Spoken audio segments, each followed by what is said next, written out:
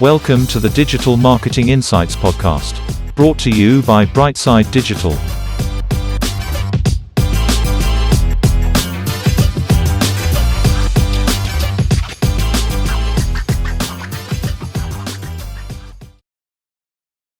Everyone, welcome to the show. I'm delighted to say we have Robert, a freelance digital and content strategist slash marketing manager. How are you doing, Robert? Great. And yourself?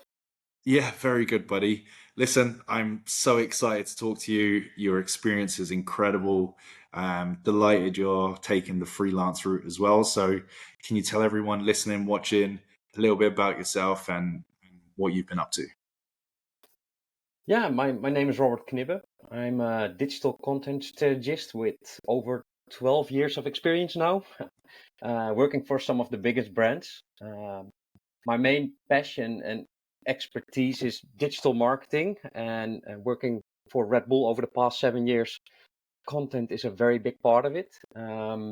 So yeah, my main expertise for over the past 7 years, especially at Red Bull, is how to reach and engage your audience with inspiring content on a daily basis that really fits your brand.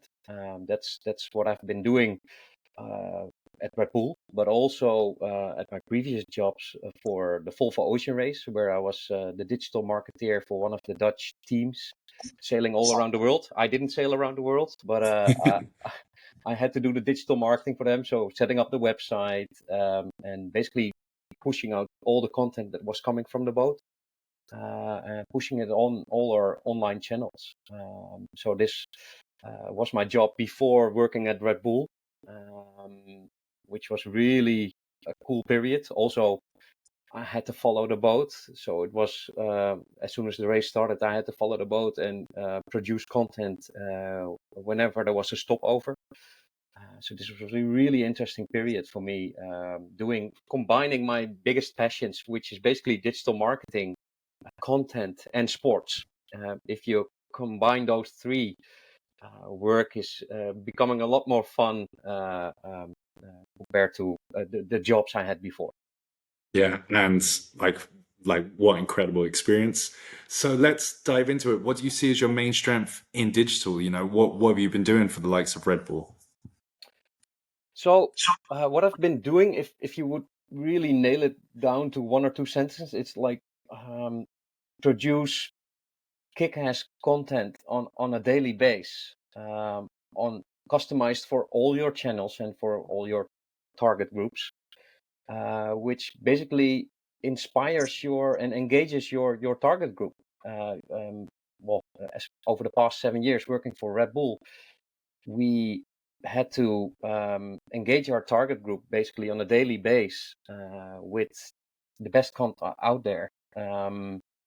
And our main goal was to grow the brand love with that content. And that's what was my responsibility together with my team for Red Bull Netherlands. And producing content. So we're talking video, we're talking imagery.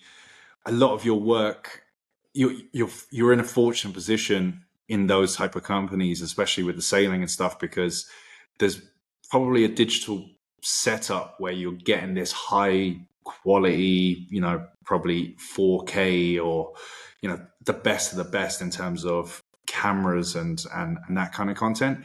So can you tell me a little bit about that process? Are you guys responsible for the setups on location? You know, what equipment do you use? How do you go about, do you talk about shots that you want? How does that all work? Yeah. So within Red Bull, we were part of the Red Bull Media Network. So there were different disciplines within the team.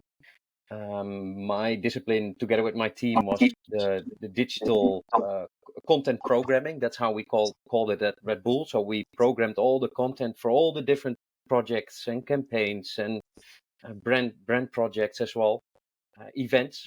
But in order to get the best content together with our team, at the start of each project, we always had to brainstorm how we could get the best content for all our different channels. So at the start of each project, we were included in setting up the plans.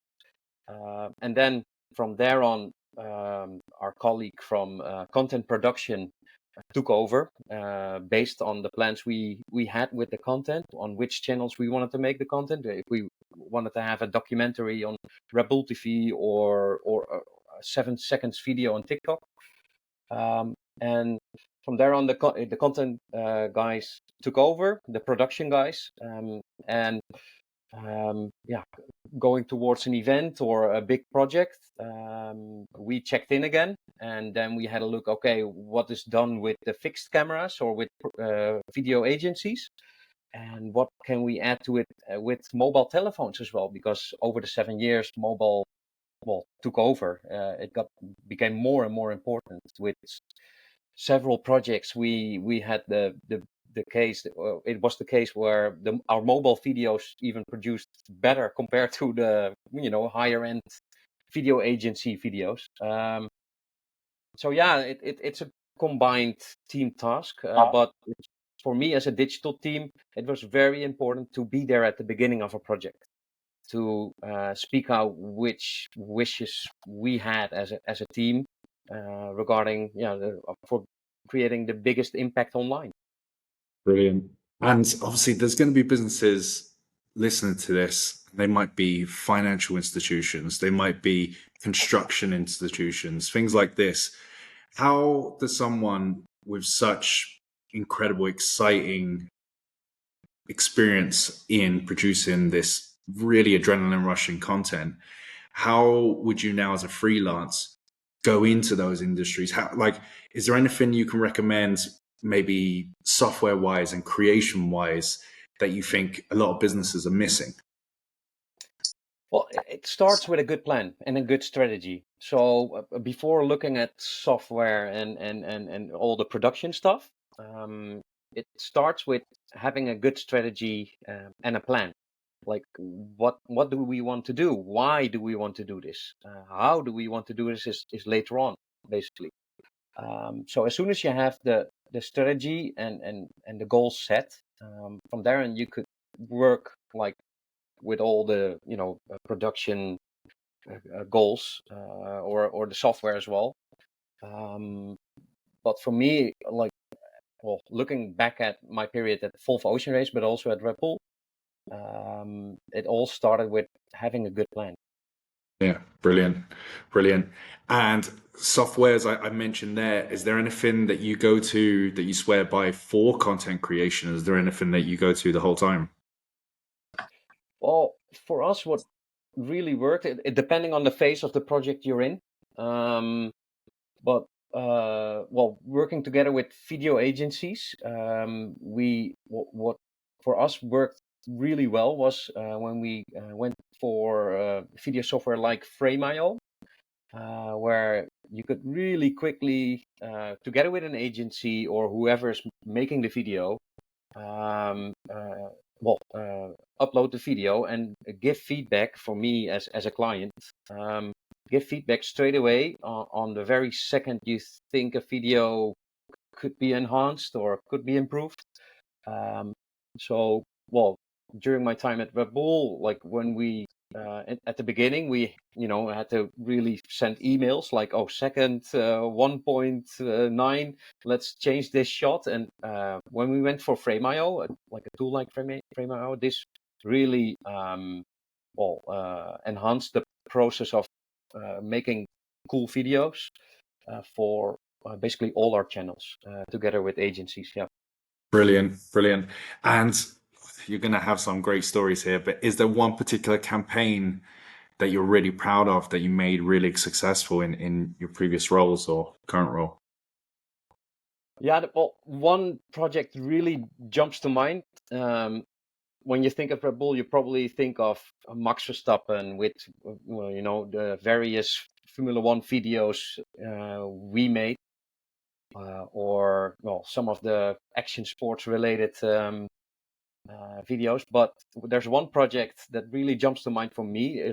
It's a typical Dutch sport. It's speed skating, where Kjeld Nuis, our Dutch Olympian gold medalist, basically.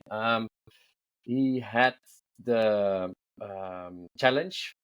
Well, he challenged himself to be the first person on Earth to hit the 100 kilometer an hour record on speed skates. Being behind a car with a windshield, basically, so the car with a windshield would, get him, some advantage. But he had to do the work himself in the end.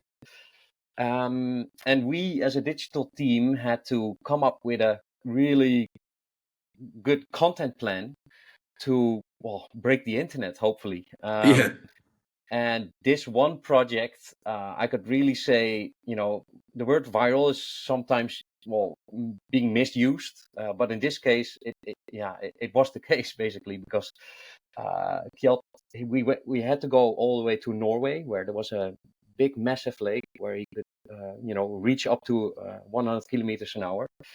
And me and my team, we had all the plans together, basically a content plan together with a video agency, but also for being somebody in my team being on the good spot with a mobile phone, driving along the speed skater with a car.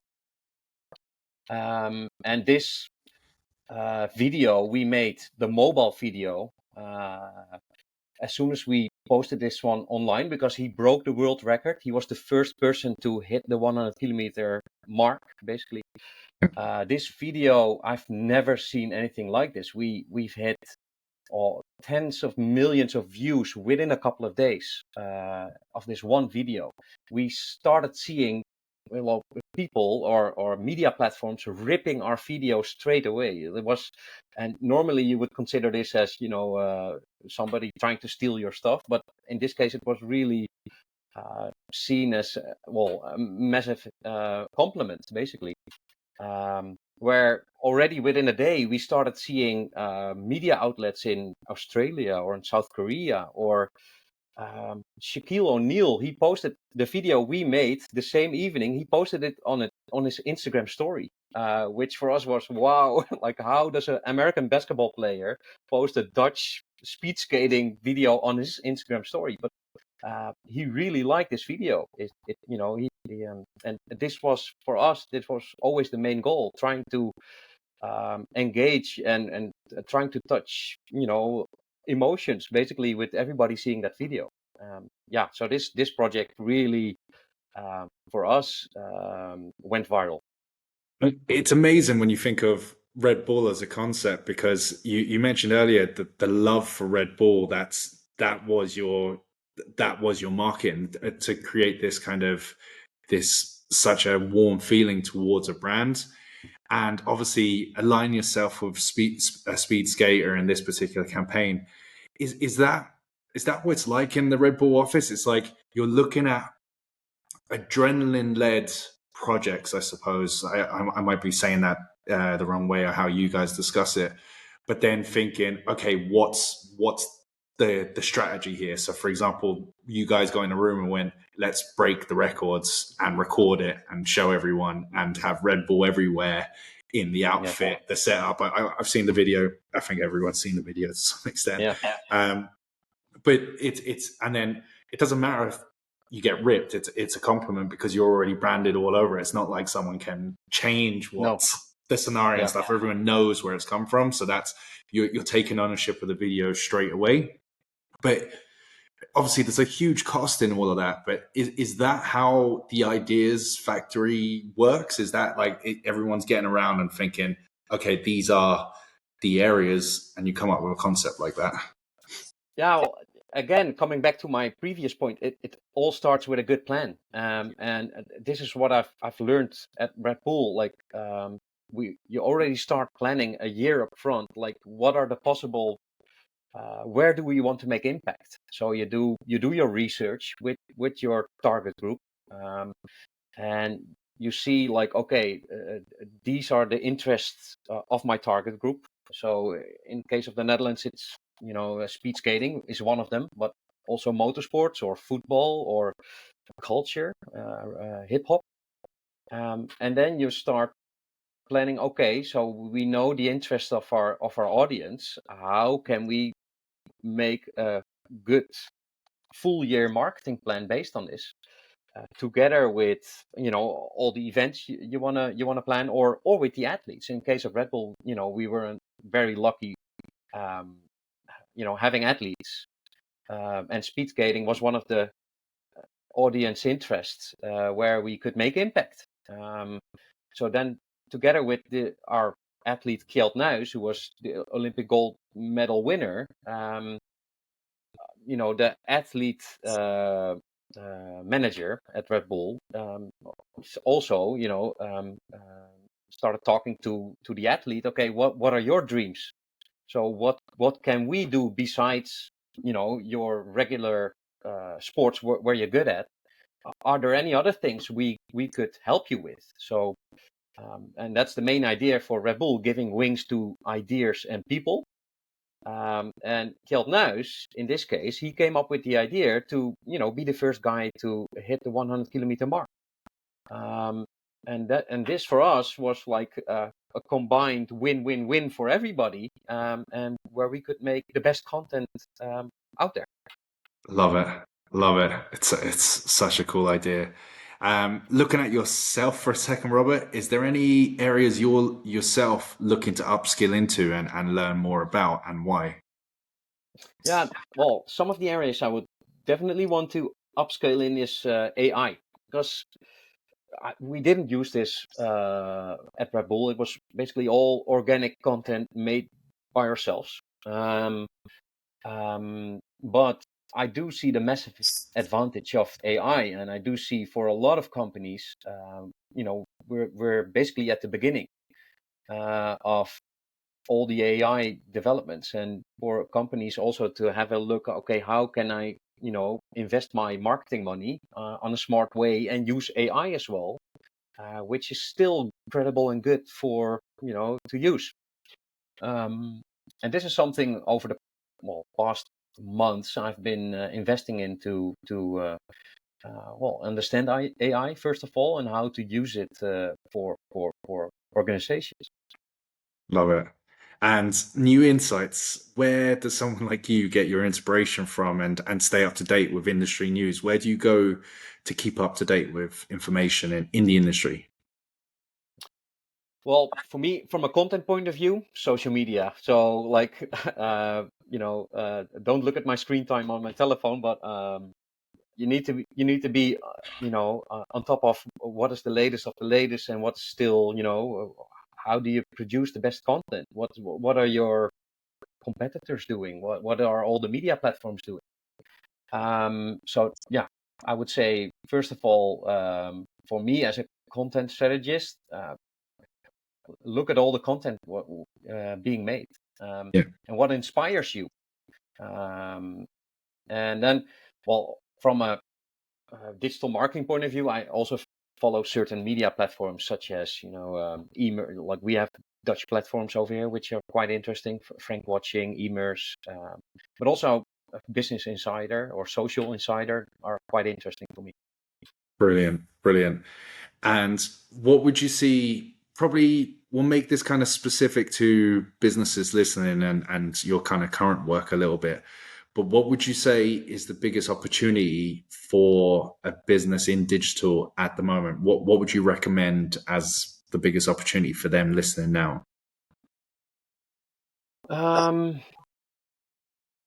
Well, for me, it being at the Volvo Ocean Race and after that at Red Bull, it all starts with good content. So good content that really inspires you or your target group. So if the content is no good, nobody's gonna. It's no use of pushing it with ad money or anything else. So it all starts with having a good plan and a good content coming out of it. And then if you do have the good content and everything, you can always start tweaking it. Looking at the video, for instance, something we did a lot at Red Bull. A thing that, especially over the last 1 or 2 years, looking at retention rates within certain videos for us was really cool to learn from, basically. So whenever you upload a video on TikTok, TikTok has this retention rate statistic of each single video. And you can basically look, okay, like a whole bunch of people, the majority of people drop off after 3 seconds. What happens in the video after 3 seconds? And how can we learn from that? And even on TikTok, you could also take down the post, adjust the video, and post it all over again. If you see after 3 seconds, the majority of people drops out, how can you change it? So for us, this over the past 2 years was something we've done a lot, basically. That's really interesting. So, like, let's stick with video content for the second. So, let's say the reality is the vast majority of businesses still don't do video content because people don't know what to do, how to go about it, and stuff. But would your recommendation be just turn the camera on yourselves, try and talk about what you do, what your content, try and make it interesting, look at things like retention, see if there's any kind of engagement to it, and then that's your foundation. Work on that. Yeah, for sure. Just thing I always used to say to my team as well was just try and go for it. Don't be afraid of a new social media channel or trying new content formats on those social media channels, because it's evolving all the time. And we're not in the life-saving business, so whenever you make a mistake, it's just a video mistake. Try to learn from it. Maybe take down the video and try it with a different version of it. And try to just go for it. Yeah.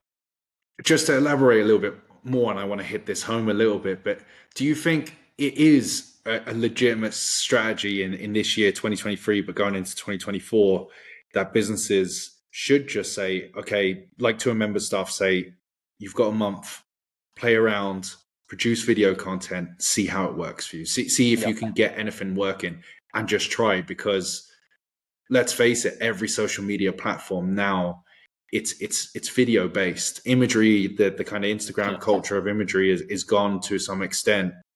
It is all about video now, and that would be kind of, that's your summary of this, is like hit home and try and work on some kind of video content, talking about your company, talking about what you do, like how a day works in the business, or trying to take unusual shots, just play with it. Is that what you recommend? Well, starting with a good plan, starting with a good strategy, and go from there, basically. But then, definitely try out video and go for it on all your channels. Like depending on, also with the plan, make a good analysis. Where's my audience? Are they still on Facebook, or are they on TikTok, or are they on Twitch? And then go for it. And like at Rebel, I do realize at Rebel, I've been at very lucky circumstances that we had a whole bunch of video content from the past, but also the projects we planned for the coming year. You could work with agencies, video production agencies, which would cost you a bit more, but you could also do it with freelance cameos, and edit videos from there, or you could do it with your simple mobile phone and do it yourself. It doesn't have to take a very big marketing budget to just go for video production. That's interesting. Do you know what? No one's ever mentioned that on the show around freelance cameos. So are you suggesting as a strategy, just talking it out, Cameo is obviously, for anyone that isn't familiar, is a kind of celebrity-based platform where you can pay a celebrity to talk about something and make something interesting.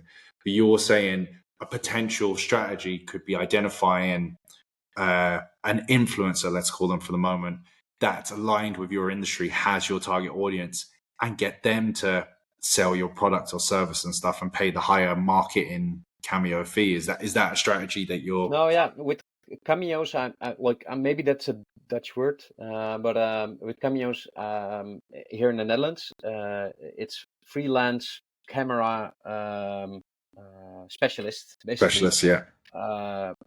recording the video for you, but also doing the editing afterwards. But also, in the Netherlands, and the thing you just mentioned with working with influencers, that's the thing we also did at Red Bull, of course. But really look at like which influencer fits your brand, and how because they look at. I don't like the videos on influencer channels where they really have to promote a product which they maybe don't really support themselves. Basically they need to post organic, authentic content on their channels which fits their personality as well and your brand. Working with influencers is a different cup of tea. We did it. We did work with influencers in the Netherlands as well. But also there, really come up with a good plan. That's super interesting. Really, really good answers, Robert. Listen, I'm going to ask you the last question on the show, which is, if you could bottle up one personality trait that you have yourself, Robert, that you could pass on to others to help in this industry, what would it be?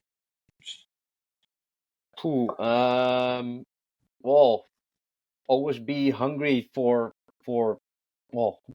new things to learn. Try to learn new things. Don't be afraid of new social media channels coming up, or always look at it from a challenging point of view. Like, okay, Twitch or TikTok is coming up, which was the case a couple of years ago. Let's just start and have a look and try and learn along the way. And what I mentioned as well, be relaxed. We're not in a life-saving business. If a mistake is made, you can just adjust your content and make a new one. Love it. Love it. Robert, an absolute pleasure. You could be one of the best video freelancers out there in the market at the moment. So if anyone wants to reach out with you, touch base with you, how can they find you? LinkedIn. Just look for Robert Knibbe. Knibbe, Knibbe. It's a difficult name to pronounce in English, but and just send me a DM. Yeah, absolute pleasure. Robert, thanks so much for being on the show. Thanks everyone for watching, listening, and everything else. Thanks as well, Tom.